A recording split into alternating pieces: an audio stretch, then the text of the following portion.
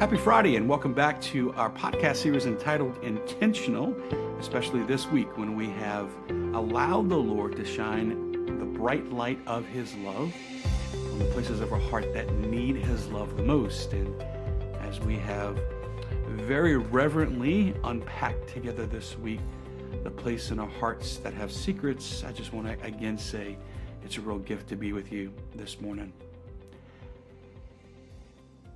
This week we have peered into our hearts, especially for those of us who have secrets or unconfessed sins or just a part of the story perhaps that we just wish wasn't there. And it can be difficult to look at our past. It can be difficult to look at our secrets. And part of that difficulty can be because of the presence of fear.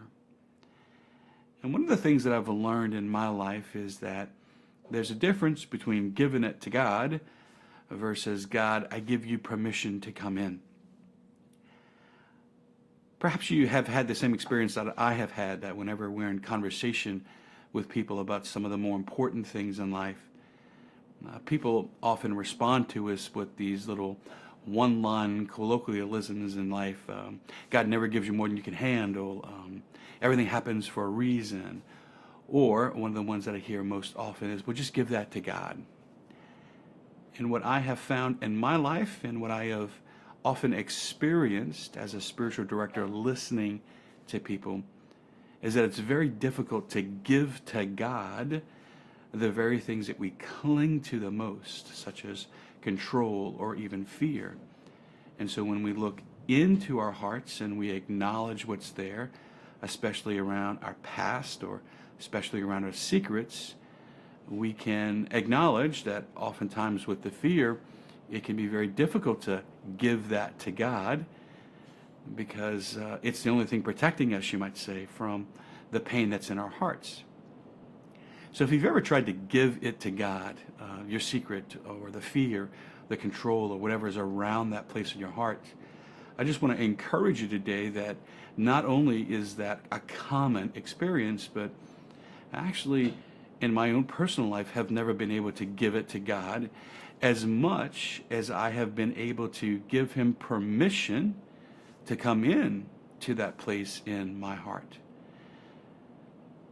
There's a difference between giving it to God versus God to give you permission. Now, I'm not quite sure how to give it to God, but I know that all of us can give God permission. And that's an important thing to do because, number one, God's always reaching out to us. He's the one taking the initiative. The healing is going to come from Him, not from anything else. We'll talk about that tomorrow, about the relationship between healing and communion.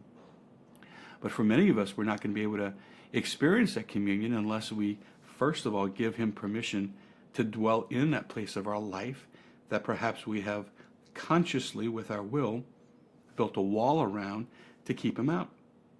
And if you don't know how to break down the wall, that's okay. If you don't know how to give it to Him, that's okay. Just give Him permission, reminded that He wants us more than we do, and that He knows how to bring about our freedom much more than we do. And so for your homework today, I would just invite you to kind of consider throughout the entire day, when it comes to the places in your life where there are secrets, or the places in your heart where there's just a little bit of unfreedom, ask yourself if there's fear, instead of giving it to God, if you can just pray a conscious prayer of, God, I give you permission to come on in. Can you give Him permission to be with you today?